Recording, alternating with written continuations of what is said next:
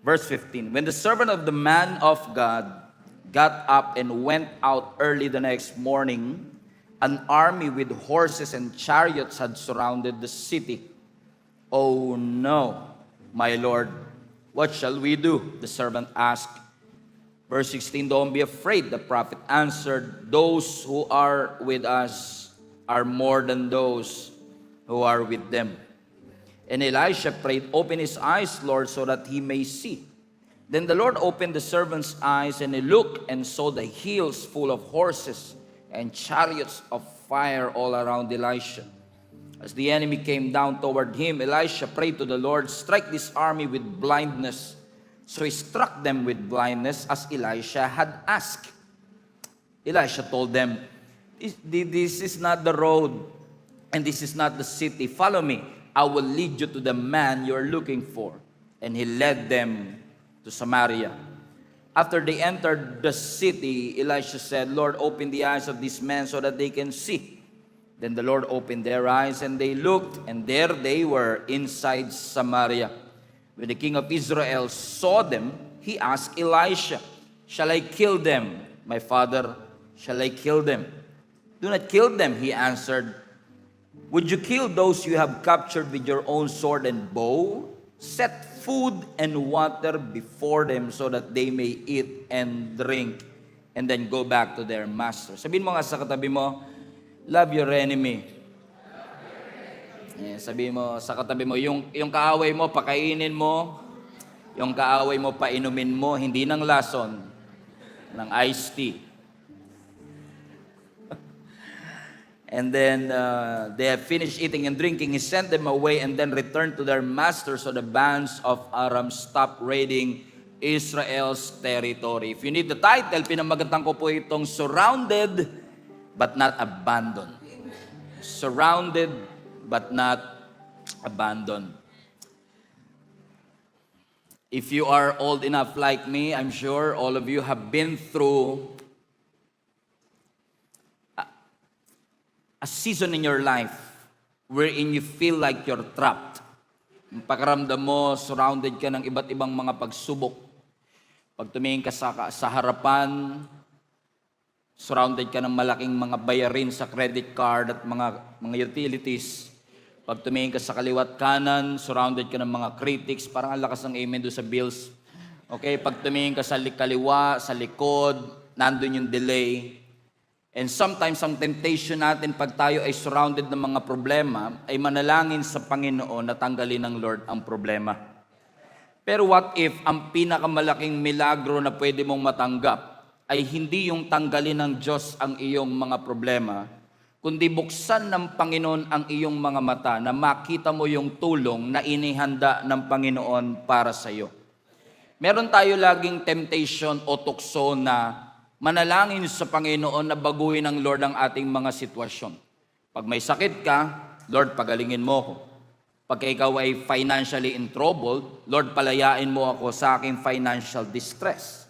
Lagi nating prayer, Lord, baguhin mo ang aking circumstance, baguhin mo ang aking financial situation, baguhin mo asawa ko, joke lang, okay, baguhin mo ang iba't ibang mga circumstance sa aking buhay. And agree ako na ang Diyos natin ay may kakayanan na baguhin ang ating sitwasyon. Kaya ng Diyos na magbukas ng pintuan. Kaya ng Panginoon na magpagaling sa kasakitan. Kaya ng Panginoon na mag-provide ng mga resources na yung kakailanganin. Kayang-kaya ng Panginoon na tanggalin ang lahat ng mga obstacles at bagay na humahadlang para malakaran mo ang pinapagawa ng Panginoon. At ang Diyos na ating sinasamba ay may kakayanan to turn your situations around. In fact, let me take that deeper. Your God has the power to turn your situations around overnight. Pero napansin niyo ba ang ating Panginoon, bago niya pa po muna baguhin ang ating circumstance o sitwasyon, una munang binabago ng Panginoon ang ating mga puso at ang ating mga sarili. Alam kasi ng Panginoon na kahit magbago ang sitwasyon, pero kung hindi nagbabago ang ating puso, tayo po ay lilipat lang ng location, pero yung problema ay mauulit. That's why I believe gusto ng Panginoon na hindi lang basta mabago ang ating circumstance o sitwasyon, gusto ng Panginoon na baguhin niya ang ating mga puso. If we would allow God to, naniniwala ako that God wants to transform your life. Pero what if ang tunay na milagrong kailangan natin ay hindi matanggal ng Panginoon ang ating mga problema, kundi baguhin ng Lord ang ating pananaw at kaisipan kung paano natin i-handle ang mga challenges ng ating buhay. Ito ang context ng 2 Kings chapter 16. Ang Israel po kasi at ang Aram, sabihin nyo nga po Aram, ang Israel at Aram, ang Aram po ay present-day Syria. So ang Israel at Syria ay muling nasa gera. Sabi yun ng Biblia, para maintindihan natin yung context, yung hari ng Syria ay paulit-ulit na nagpaplano kung paano ho nila aatakihin ng nation of Israel. And every time na aatake itong country ng Syria sa nation of Israel, nagtataka yung hari ng Aram o ng Syria sapagkat every time aatake sila, kahit surprise yung attack, parang napaghahandaan ng Israelites yung pagdating nila. Nung una, pinapalagpas pa niya, pero nung ilang beses na umaatake ang Syria, at parang yung Israel ay hindi na so surprise, nagtanong na siya sa kanyang mga leader. Kinausap niya ang kanyang mga leader at sabi niya, ano ba itong nangyayari? Meron bang nagtatraidor sa inyo na nagbibigay sa inyo ng intel sa nation of Israel kung bakit parang nauunahan tayo lagi at napaghahandaan? Sumagot naman ang kanyang mga leader at sinabi nila, Boss, hindi po kami nagtatraidor sa iyo. In fact, ang Israel ay may isang propeta na siyang nagbibigay ng intel na galing raw sa Panginoon kung bakit ang nation of Israel ay laging nakapaghahanda. Nung ito'y nabalitaan ng King of Aram na meron daw isang propeta na nagbibigay ng intel para mapaghandaan ng kanilang pag-atake, siya man ay naghanda kung paano aarestuhin itong propeta na ito. Alam niyo ba yung pangalan ng propeta na yan? Ang kanyang pangalan, Elisha. Now, si Elisha po is a prophet that succeeded another prophet named Elijah. So si Elijah mas matanda, si Elisha mas bata. Para mas madali niyong matandaan, Elijah, J, Elisha, S, mas mauuna yung J kesa S. Okay? So, si Elijah na naunang propeta, siya po ay spokesperson ng ating Panginoon, and through his prophetic ministry, ay nakapaghatid po siya ng iba't ibang milagro din. Pero ang sabi ng Biblia, nung si Elisha na ang pumalit, bilang susunod na propeta ng nation of Israel, si Elisha po ay naging prophet sa panahon na pwede nating sabihing wrong timing. Kasi si Elisha po ay naging propeta kung saan meron pong political turmoil ang kanilang bansa. Political conflict, ang idolatry ay laganap, at ang gera ay sunod-sunod. Kung i-compare si Elisha kay Elijah, si Elijah ay medyo confrontational, pero hindi mo rin pwedeng ismulint itong si Elisha sapagkat si Elisha po ay nakagawa ng iba't ibang mga milagro. In fact, itong si Elisha ay merong wise leadership na maituturing. Kung si Elijah ay nakapag-produce ng 16 na milagro, itong si Elisha naman ay literal na double portion na nakapag-produce ng 32 miracles. Pinagaling niya ang mga may sakit, binuhay niya ang mga patay, may mga pagkaing minultiply. In fact, naging advisor pa itong si Elisha ng hari. Nasabi ng Biblia nung nabalitaan ng King of Syria na merong isang Elisha na nagbibigay ng intel kung bakit nauunahan ng nation of Israel sa paghahanda ang atake nito. Ang sabi ng Biblia, nagpadala ang hari ng chariots, horses, and armed soldier para arestuhin itong si Elisha. Wala silang ibang misyon kundi arestuhin itong propeta na ang pangalan ay Elisha. Alam niyo ba kung kailan sila umatake? Gabi sila umatake at pinaligiran nila ang buong syudad ng Dothan o ng Israel. Think about this, ha? Pinadala ng hari ng Aram ang lahat ng kanyang military force para lang arestuin ang nag-iisang propeta. Which tells us, mga kapatid, that this king understand na si Elisha ay hindi basta-basta kasi meron siyang friends in high places. Meron siyang kaibigan sa itaas na tumutulong sa kanya kung bakit hindi mo siya basta-basta magagapi. Nung gabi na yon, pinaligiran ang buong siyudad ng army of Aram. Nung gumising ang servant nitong si Elisha, when this servant woke up, lumabas siya at na-discover niya na ang buong siyudad pala ay napapaligiran nitong nation ng Aram. May mga horses, may mga chariots, may mga armed soldiers, at literal po silang trap. Literal po silang surrounded ng kanilang mga kaaway. And kung babasahin po natin ang verse, marami tayong matututunan ng mga principle. Kasi kung tayo po ay dumadaan sa season na tayo ay natatrap, sa mga season that we feel like surrounded and overwhelmed, what are the things that we need to evaluate and assess in our lives so that we are going to make it to the other side? Number one, if you want to make it to the other side despite of the overwhelming attack of the enemy, number one, we must evaluate our thinking. Evaluate our thinking. Bakit po? Kung babasahin uli natin yung verse, ang sabi ng verse 15, when the servant of the man of God got up and went out early the next morning, everybody read, an army with horses and chariots had surrounded the city. At ang sabi ng servant, highlight this part, "Oh no, my Lord, what shall we do?" Now, sa unang statement pa lang, alam mo na kagad na matapang eh. Ang hirap na mag-joke dito. Talagang naniwala. Alam niyo yung ibig sabihin, kain ka, boss, at talagang kumain. Yung ganun-ganun yung feeling ko ngayon eh. Okay, sabi niya, "Oh no, my Lord, what shall we do?" Now, sa statement pa lang, alam mo na kagad na yung immediate and default mindset ng servant is fear. Bakit? Imbis na una prayer, imbis na una reflection, imbis na una remembering the faithfulness of his God, ang unang naging default mindset ng servant is panic. Sabi niya, "Oh no, what shall we do?" At alam niyo mga kapatid, kapag ang fear ang iyong way of thinking at ang default mindset natin ay fear, ano mangyayari? Ina-assume na kagad natin ang ating pagkatalo. Hindi pa man nagkakaroon ng labanan, ina-assume niya na kagad, naku, talo na tayo. Ano ang pwede nating gawin? Alam niyo po kasi kapag ang isang tao ay natatakot, ang fear is not seeing the wrong thing. Ibig sabihin, tama ang nakikita mo, pero hindi porke tama ang nakikita mo, tama ang realidad na pinapaniwalaan mo.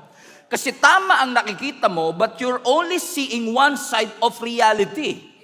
So this is a good question for each and every one of us. When something goes wrong in your family, when something goes wrong in your finances, when something goes wrong in the ministry, what is your default mindset? Takot o pananampalataya? Prayer o panic? Magreklamo o alalahanin natin ang faithfulness ng ating Panginoon? Ang pressure kasi may kakayanan siyang i-reveal kung ano ang default response ng isang tao. Amen? Pwede nating sabihin confident tayo, pero kapag ka nauubos na ang ating pera, ang relationship nagkakaroon ng conflict and difficulty. Kapag ka ikaw ay kinikriticize on social media, ang sagot ng Panginoon ay nagiging delayed, o kaya naman ang sweldo mo ay delayed, doon lumalabas ang ating default response and default mindset. Pwede kasing kumbinsidong-kumbinsido ka na mahaba ang pasensya mo, until magpadala ang Diyos ng isang taong susubok sa pasensya mo. Finally, we're connecting. Anong ibig ko sabihin? Posibleng convinced ka. Ang tiwala ko ay sa Panginoon until yung sagot sa panalangin mo madelay. Pwedeng paniwala ka na meron kang emotional strength. Malakas ang aking emosyon. Until someone rejects you. Pwedeng paniwala ka, matagal na yon. pinatawad ko na siya. Until mabanggit na naman yung pangalan niya, at bigla na namang umusbong ang galit mo sa kanya. Akala mo pinatawad mo na, hindi pa pala. Kasi ang default mindset mo, not really to forgive, but for revenge. Maaring iniisip mo, ang lakas-lakas ng pananampalataya ko, until dumaan ka sa isang pagsubok na hindi mo alam ang gagawin. Kaya sabi ng servants, oh no, he's panicking. Anong tanong niya? Balik mo yung verse, anak. What shall we do? Na kung titignan mo, mukha namang walang mali siya yung tanong. Basta nagtatanong lang naman siya. Ano ang aking gagawin? It sounds like a question, but actually, kung titignan mo ang Hebrew equivalent, it carries the idea, a conclusion, that he already assumed his defeat. Parang sinasabi niyang, what if I fail? Yung hindi pa nagsisimula yung negosyo, paano kung malugi? Hindi mo pa nililigawan, paano kung mabusted? Paano kung hindi ako makarecover? Paano kung walang magbago sa aking buhay? And this is a good reminder for all of us. Kung ang default mindset natin ay takot, ang default mindset natin ay panic, ang default mindset natin ay complaining, let me just remind you today, nakasurvive ka nga sa mga panahong akala mo babagsak ka na. Pinatawid ka nga ng Lord sa mga season na akala mo magko-collapse ka. So do not allow the struggle to erase the memory of God's faithfulness in your life. Because God is faithful then, He is still faithful now, and He will remain faithful till the end. Sa una, hindi ma-appreciate. Sa una, parang hindi mo alam kung ba't inalaw ng Panginoon na mangyari yon. But sometimes those sacrifices are necessary. Na sometimes breakdowns are necessary before the breakthrough. Na sometimes may test bago ang testimony. Na sometimes may mess bago ang message. But if God is in control, hallelujah. Amen. And you know that God is still on His throne. Naniniwala tayo na walang bagay na nangyayari outside God's sovereignty. Di ba pag nag-chess ka, yung chess, yung dibdib, joke. Yung nag-chess ka, di ba? Pag beginner ang nanunood, madali siyang ma-lose heart eh. Uy, pinakain niya yung queen, talo ka na. Pero posibleng sa mata ng grandmaster, that action is necessary. Kasi ang susunod nito, because yung action na yun is setting up for a checkmate. Sa unang tingin, sa beginner's eyes, sa beginner's mindset, ba't mo ginawa yun? Pero sa mata ng may control, sa mata ng aral, sa mata ng grandmaster, that sacrifice is necessary kasi pain yun. Kasi ang susunod, checkmate na. Ano ibig sabihin? Minsan po kasi kaya default mindset natin ay takot. Natatakot tayong baka malugi, natatakot tayo baka tayo madaya. Kaya ang default mindset natin ay laging takot is because we allow that pain to speak louder than God's history. We allow that hurt to speak louder than God's history. Mas matimbang ba talaga at mas malakas ba talaga ang boses ng takot mo kesa sa history at track record ng Panginoon sa iyong buhay? Ilang taon ka na? 35? Ibig sabihin 35 years ng tapat ang Diyos sa iyo. Ilang taon ka na? 55? Ibig sabihin 55 years ng tapat ang Panginoon sa iyo. So hayaan mo ba na yung takot mo ngayong 2026 ay makakapagbura ng 55 years of God's faithfulness in your life? Do not allow that struggle to erase God's faithfulness in your life. Tanggalin natin yung survival mindset. Tanggalin natin yung victim mentality, yung scarcity mentality. Palitan natin ang pananampalataya na ang Diyos natin is in control. Ang sabi ng takot mo, napapaligiran namin kayo. Pero ang sabi ng katotohanan ng Scripture, the Lord is still in control. The Lord is still in control. And yes, nakakahawa ang panic, nakakahawa ang takot, nakakahawa ang pagdududa, pero nakakahawa din yung kalmado, payapa. So kung mga hawa ka na lang, wag na COVID. Kapayapaan na ang hihawa mo sa akin. Amen? Sabi mo sa katabi mo, think positive. Sino gusto maging positive? Taas kamay. Praise God. So evaluate. What is your default mindset? Think about how you think. Number 2, if you want to get it to the other side of this trap and feeling surrounded, Hindi mo lang i-evaluate kung anong paraan ng pag-iisip mo, default mindset mo, you also need to check your perspective. Okay? Now this time, una, mindset. Pangalawa, mata. Your perspective. Bakit? Yung servant, hindi niya ini-imagine yung kanyang kaaway. Kasi sabi ng Biblia, di ba? Nagising ang servant, isang araw, at nagulat na lang siya na sila pala ay napapaligiran ng mga kaaway. Now, para ma-visualize nyo, tignan nyo yung screen. First picture, please. Paggising ng servant, nagulat siya na yung kanila palang syudad ay surrounded ng mga kaaway. May horses, may chariots, may armed soldier. Now, question. Kapag sa unang tingin, mukha talaga kayo napapaligiran. Sa unang tingin, wala kayong kalaban-laban. So, ibig sabihin, nung sinabi ng servant, oh no, what shall we do? Ibig sabihin yung servant, hindi po siya nag-i-imagine ng senaryo. Totoo yung chariots. Totoo yung soldier. Totoo yung panganib. Ibig sabihin, yung nakita niya tama, pero hindi ibig sabihin kompleto. It's not false, but it doesn't mean it's complete. Nakita niya yung kaaway, pero posibleng hindi niya nakita yung proteksyon. Nakita niya yung panganib, pero hindi niya nakikita yung ginagawa ng Panginoon behind the scenes. Okay, hindi niyo ako maintindihan. Nakita mo yung financial problem, baon ka sa utang, pero posibleng hindi mo nakikita yung provision na hinahanda ng Panginoon na pwede niyang buksan para sa iyo. Ang nakita mo, closed door, pero posibleng hindi mo nakita na kaya sinara yung pintuan kasi nire-redirect ka ng Panginoon sa ibang pintuan na yung rejection is actually God's protection. Na minsan nakikita lang natin delay, pero what if yung delay, protection ng Diyos? What if inalaw ng Panginoon na hindi muna nangyari last year kasi gusto ka ng Lord proteksyonan?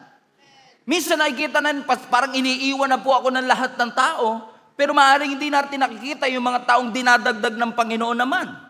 Nakita mo, stage 4 cancer. Pero posibleng hindi mo nakikita yung grace ng Lord na nagsusustain sa atin na hanggang ngayon, nandito pa rin tayo at nakatayo pa rin tayo. May sakit, pero nagpapatuloy.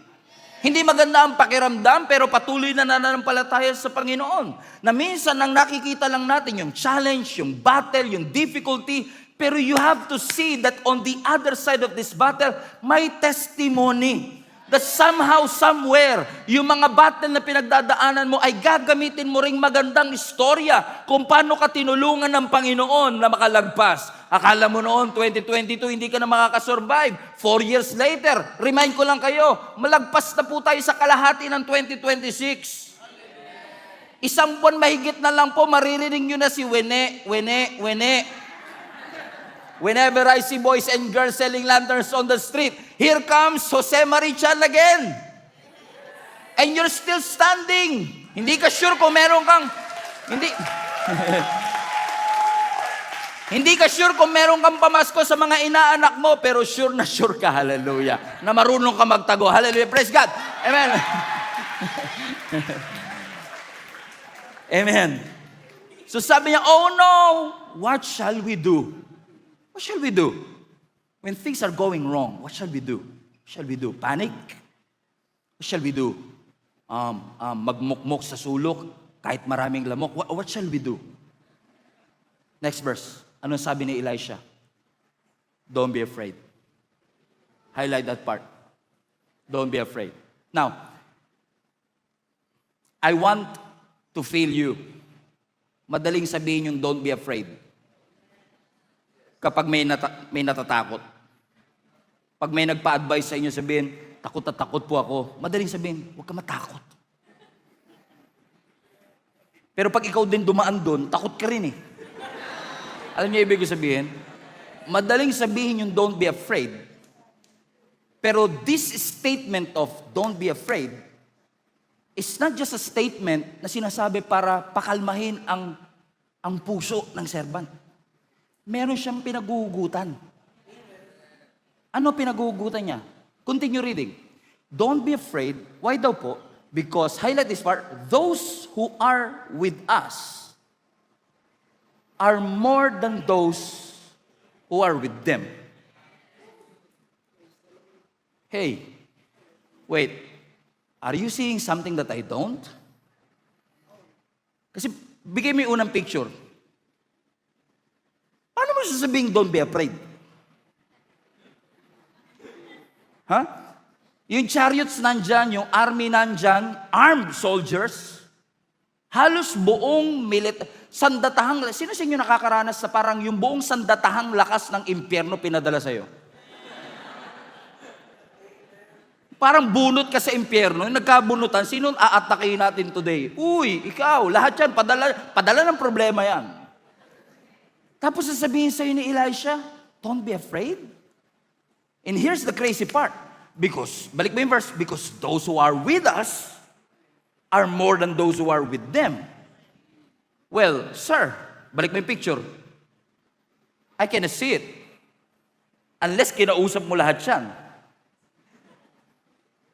Unless plinano mo lahat ng mga to. Is Elijah being crazy? Because kung titignan mo, may nagbago po ba sa nangyari? Wala. Question, tingin kayo sa screen. Nandyan pa rin ba yung army? Andyan pa rin ba yung soldier, yung kaaway? Surrounded pa rin po ba ang syudad? And yet, sabi niya, don't be afraid. So Elisha was saying this. Ang sabi ng servant niya, napapaligiran tayo. Ang sabi naman ni Elisha, the enemy is surrounded because those who are with us is more than those who are with them. In essence, sinasabi niya, mas marami tayo kesa sa kanila. Anong klaseng logic yun? Dalawa lang kayo. Tapos mas marami pa kayo kesa dun sa dami ng army na yun. Alam niyo kung bakit? Kasi yung servant, masyado siyang nakadepende sa nakikita ng mata niya. Pero si Elisha ay nakadepende sa kung ano ang alam niya patungkol sa Diyos. So minsan kasi masyado tayong dependent sa nakikita natin.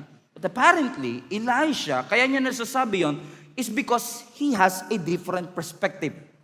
Kaya pala yun ang difference ng mga taong nagpapanik tsaka mga taong kalmado. Hindi laging sitwasyon. Minsan magkaiba sila ng perspective. Are you following what I'm saying, mga kapatid? Amen? Na posibleng may nakikita si Elijah na hindi nakikita ng servant. Alam kung nagda-drive po kayo sa Pilipinas, di ba? Dito pa naman sa Pilipinas, never po nagka-traffic dito. No? So, pag nagda-drive po kayo dito sa Pilipinas, no? Maaaring pag ikaw ang driver, at ikaw ay nakik-encounter ng, sabihin na nating standstill na traffic, bumper to bumper na traffic, di ba? Kapag nakatingin ka lang sa windshield, pwede ka mainip, pwede ka ma-lose heart. Lalo kung nagmamadali ka, alam niyo, di ko alam kung ano meron sa Pilipinas. Kung kailan ka nagmamadali, lahat ng mababagal pupunta sa harap mo. Pag naka-jeep ka, kung kailan ka nagmamadali, doon nagpapagas yung driver. Doon siya mag-aantay. Ang layo pa ni madam, naglalakad naka-heels. Aantayin siya. Tapos kaya ka nga sumakay doon kasi punong-puno, di ba? Sabi mo, puno to, hindi na to mag-aantay ng pasero. Tapos sabay-sabay sila bumaba. Tapos ikaw lang naiwan. Tapos sabi ng driver, lipat na lang po kayo sa kabila. Nag-cutting road pa. Kung kailan ka nagmamadali, tsaka siya traffic, malulose heart ka, kasi nakikita mo lang kung ano nasa windshield. Pero kung ikaw ay may navigating system, kasulad ng Waze, yung Waze is giving you an access to a road that you don't see. So you cannot see the road, pero once you navigate, sasabihin sa iyo ng Waze, traffic dyan, pero kung kakaliwa ka rito sa unang kanto, may iwasan mo itong traffic na ito. Now, depende na yun sa faith mo. Kasi pwede kang magmarunong na, hindi, kabisado ko yung daan na yan, laging traffic dyan eh. Pero if you trust the Waze, because in Waze you trust. Amen? By faith, liliko ka kahit hindi ka sure kung ano yung kakaharapin mo. Bakit? Because you believe that that navigation system has had a bird's eye view. It has an access to roads na hindi mo nakikita. So sa harapan mo, nakikita mo, sarado ang daan. Pero ang sabi ng Waze, sarado yan ngayon, pero nasa kaliwa mo, hindi. Will you trust me? I believe this is a perfect analogy of how sometimes we fail to believe in God's perspective. Na minsan nakatingin tayo sa sitwasyon natin, sabi ng doktor, stage 4 cancer na. Sabi po yun ng doktor, mahal natin ang doktor, pero hindi po doktor ang may final say. Merong perspective ang Panginoon na ino-offer sa atin, na ang sabi niya sa kanyang salita, by His stripes you are healed. And if God created your body, kung Diyos ang nag-create ng iyong buong katawan, I don't know who is this for, I'm talking to somebody today, kung Diyos ang may likha ng iyong katawan, hindi ba dapat magtiwala ka sa Diyos na may likha ng iyong katawan? Kasi yung Diyos na lumikha ng iyong katawan, kabisado niya lahat ng cell ng iyong katawan. And if He would want to, He can command those cancer cells to be dissolved by the grace of God. Everybody say perspective. Pakilakas mo, sabi mo sa katabi mo, you need a better perspective. Amen? So sabi niya, verse 16, don't be afraid. Sabi niya, because those who are with us are more than those who are with them. Paano nangyari yun? So sabi ng verse 17, and so Elijah prayed. Watch this. Highlight this part. Open his eyes, Lord, so that they may see. And sabi ng Bible, then the Lord opened the servant's eyes, and he looked and saw the hills. Watch this. Full of horses and chariots of fire all around Elisha. My goodness. Okay. Kaya pala sinasabi ni Elisha, don't be afraid. Kasi literal siyang may nakikita na hindi nakikita ng servant niya. Now, kapag nagpapanik, ang tendency natin, Lord, tanggalin mo ang pagsubok. Lord, surrounded kami ng mga chariots, tanggalin niyo po yung chariots. Pilayin niyo po. Pero instead na sinabi ni Elisha, Lord, i-dissolve mo ang lahat ng mga kalaban, sabi niya, Lord, buksan niyo po yung mata ng servant para makita po niya yung nakikita ko. At nung binuksan ng Lord ang mata ng kanyang servant, pakita mo second picture, he was amazed na merong mga chariots and horses, heavenly armies, chariots of fire, na hindi nakikita ng naked eye, but those who surround them are surrounded by the heavenly armies of the Lord. That's why he's confident. Because he saw something that his servant don't. Amen. Kaya pala siya confident. Kasi mas marami pala talaga yung rescue, yung tulong ng Panginoon sa kanya. At madalas po tayo ang temptation natin, Lord, tanggalin niyo yung pagsubok, baguhin niyo yung tao na to. Aywan ko ba, ba't ganun lagi prayer natin? Baguhin mo siya. Pero wala yun, baguhin mo rin ako, Lord. Baguhin mo siya. Tapusin mo na yung season na ito. Padilay nyo naman po ang buhay ko, Panginoon. Pero if you really want to get out of this so-called surrounded situation, maybe a better prayer should be, Lord, change what I see. Change how I see it. Lord, ipakita mo sa akin na hindi mo ako pinabayaan. Lord, ipakita mo sa akin that those who are with me are greater and more than those who are against me. Lord, ipakita mo sa akin yung mga bagay na itinuturo mo sa akin. Lord, alam ko may sakit pa rin ako ngayon, pero ipakita niyo po yung grace na available para sa akin, para sa season that I am in. Kasi sometimes, kapag tayo po ay dumadaan sa pagsubok, lagi tayo naghahanap ng explanation. Don't be afraid. Bakit ako hindi matatakot?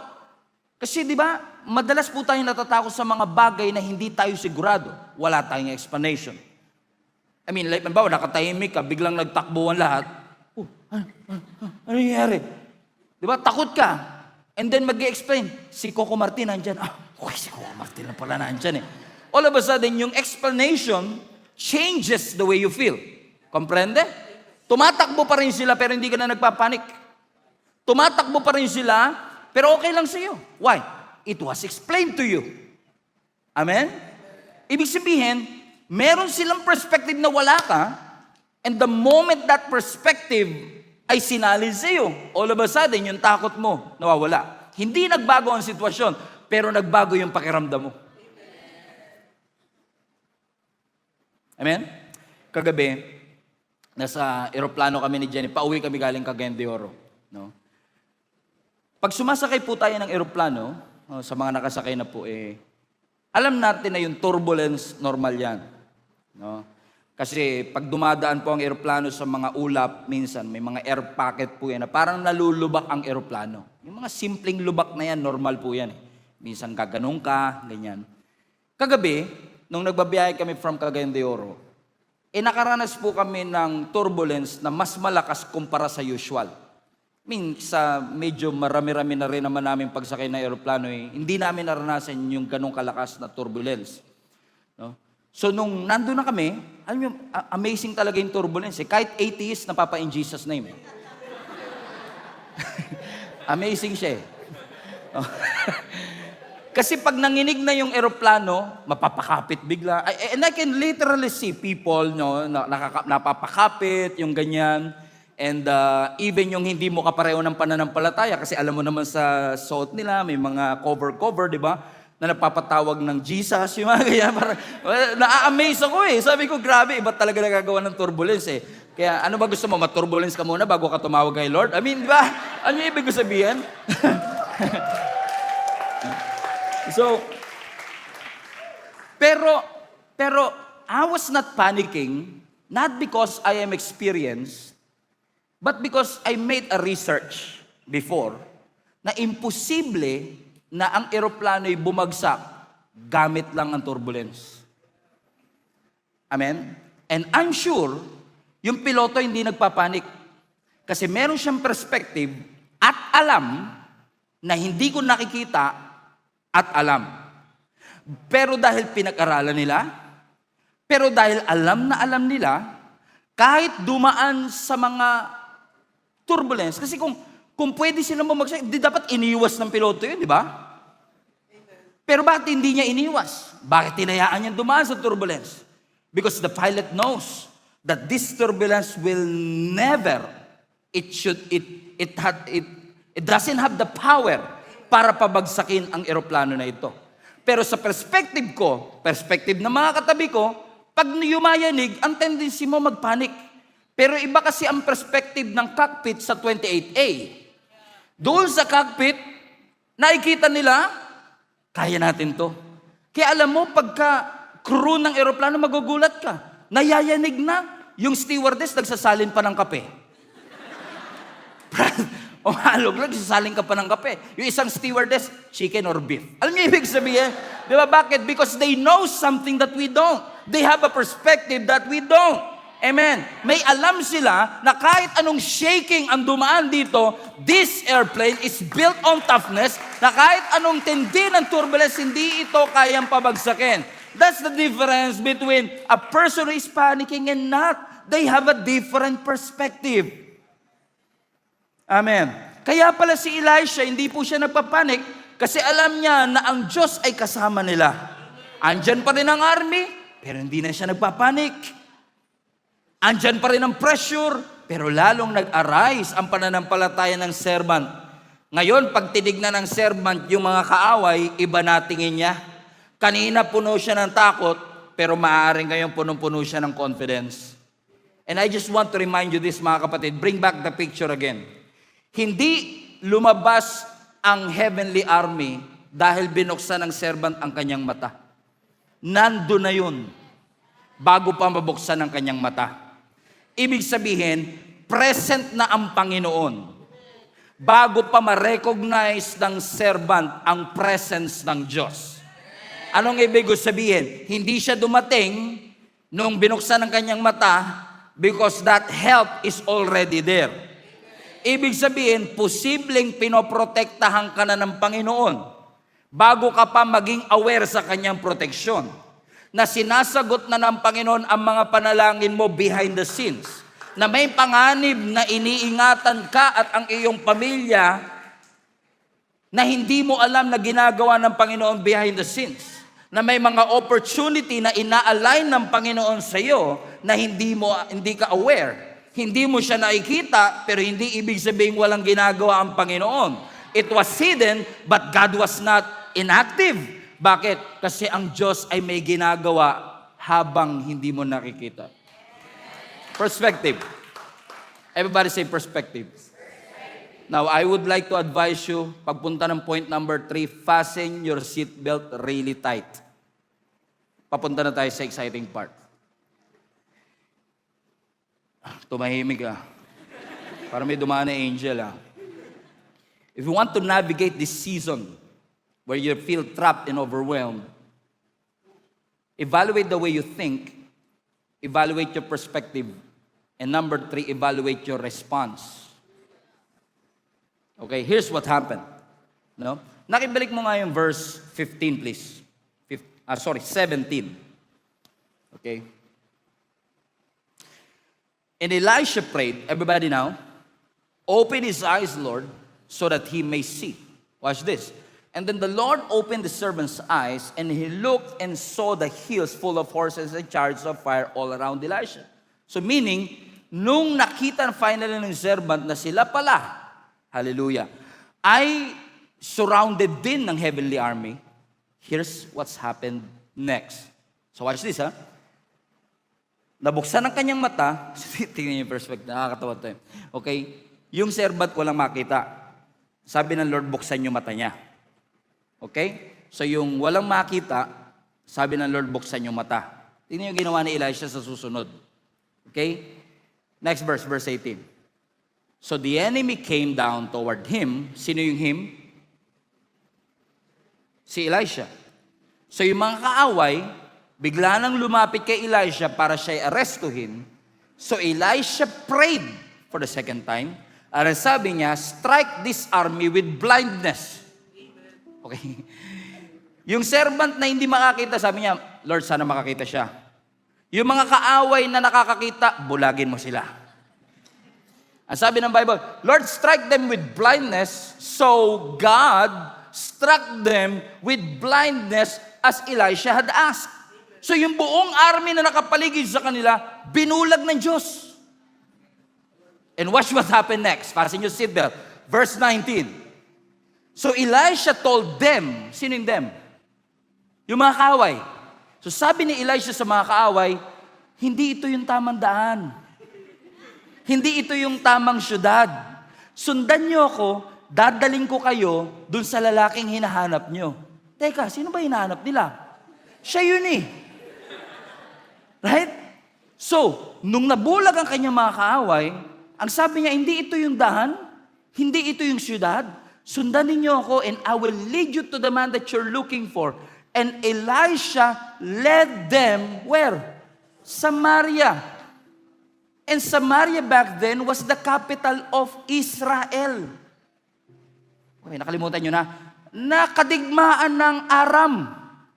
Okay, so, sabi niya, Lord, buksan mo ang mata niya para makakita siya. Tapos nung nakita niya na maraming heavenly army, ang sabi naman niya, Lord, yung mga kaaway, bulagin niyo naman po sila.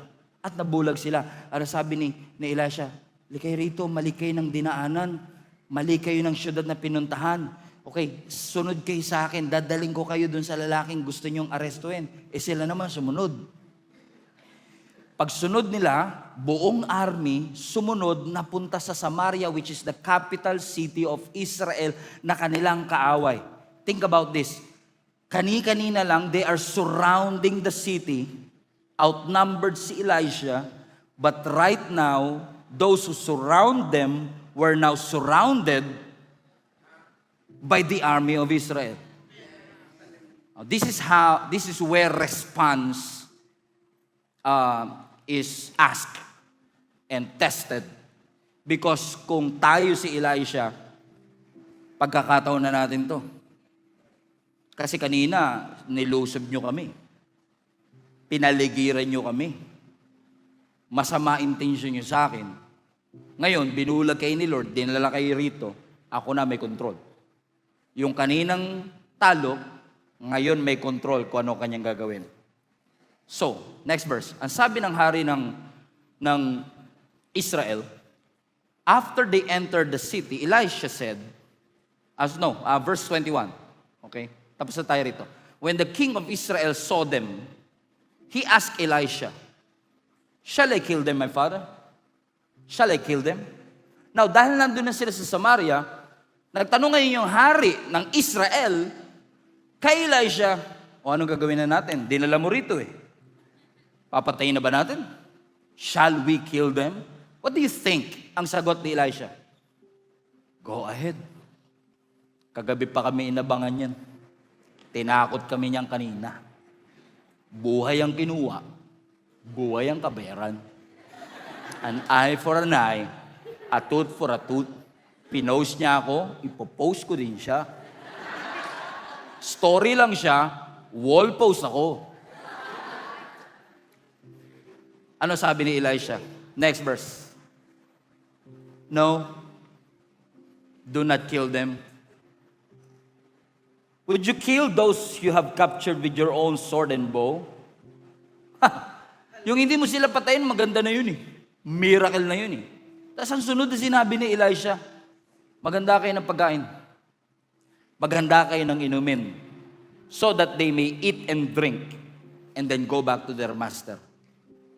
What? I mean, kanina lang, takot kayo rito, gusto kayo patayin. Tapos ngayon may chance kayo na gumante. You have the authority, the capacity to say, kill them. But instead of killing them, Elisha responded the high road. Sabi niya, no, don't kill them. Feed them. Ang gusto ng hari, patayin. Ang gusto ng hari, to kill them. Ang gusto ni Elisha, feed them. Amen? Why? Because ang gusto ng hari, revenge. Ang gusto ni Elisha, mercy. Pakitaan natin ang mercy. And this is a different response. Because when you're surrounded, the logical response is, gumanti. Pero ang sabi ni Elisha, no, hindi tayo gaganti. Alam kong gusto nila akong patayin, pero hindi natin sila papatayin. In fact, pakainin mo sila. Elisha, this is a great opportunity para magigante. No, show them mercy. Pakitaan mo sila ng awa. Sa mga panahon ng Aram, ang Syria ay helpless. At si Elisha ay may power para gumanti sa kanila. Pumunta sila doon para arrestuin si Elisha. Pinaligiran nila ang syudad. Now na-reverse ang situation. Siya na ngayon ang may kapangyarihan. Pero hindi hinayaan ni Elisha na yung ugali ng Aram ang magdikta ng magiging ugali niya sa kanila. And this is the greatest test in our everyday Christian life. Paano ka magre-respond sa mga taong nakasakit sa iyo? Paano ka magre-respond sa asawa mo na na-disappoint ka? Paano ka magre-respond sa mga taong kinikriticize ka? Magre-retaliate ka ba? Pag iniwan ka ba nila, i-curse mo sila? Kapag pinahiya ka ba nila, gagawa ka rin ng paraan para mapahiya sila? Alam kong hawak mo ang screenshot.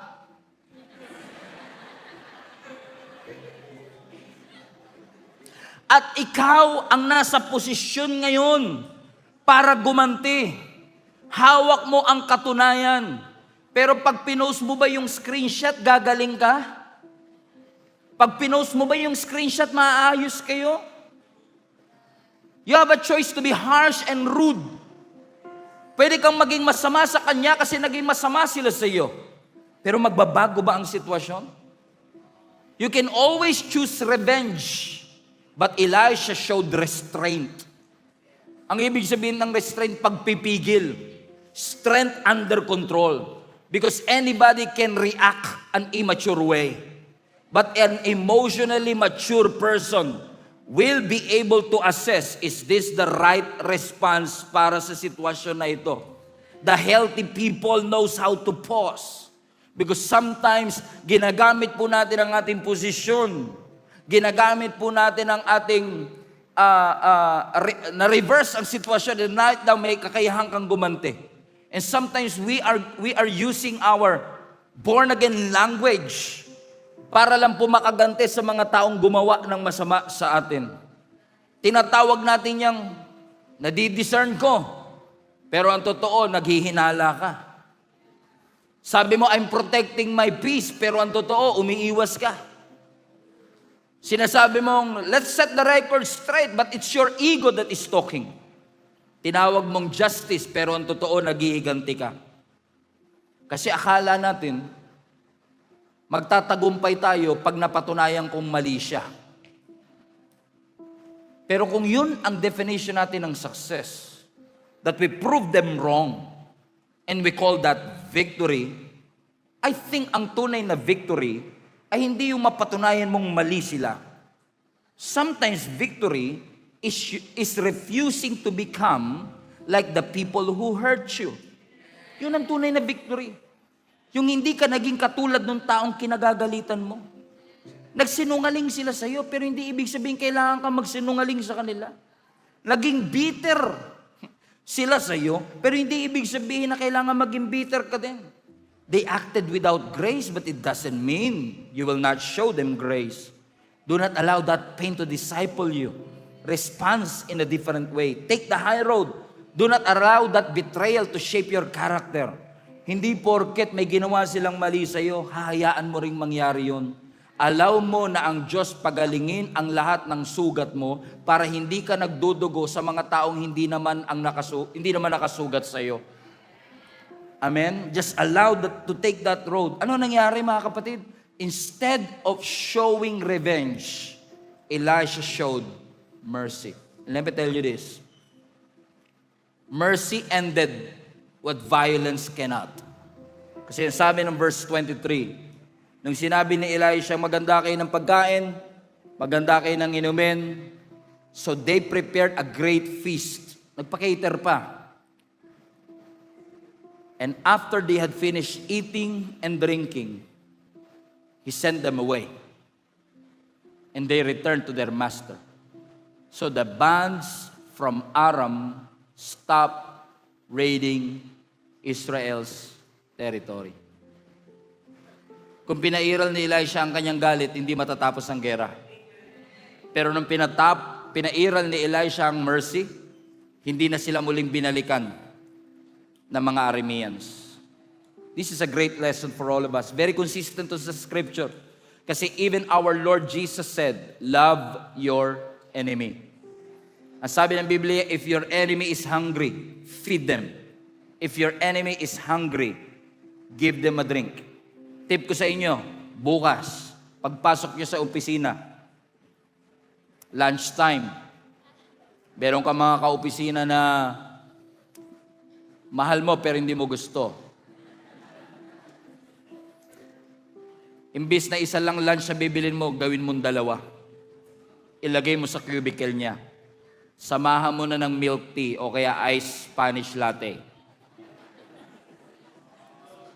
Dalawa lang naman magiging reaction yan eh. Sasabihin niya, first reaction, grabe ginawan ko na siya ng masama. Ginawan pa rin niya ako ng mabuti. Iba talaga mga anak ng Diyos.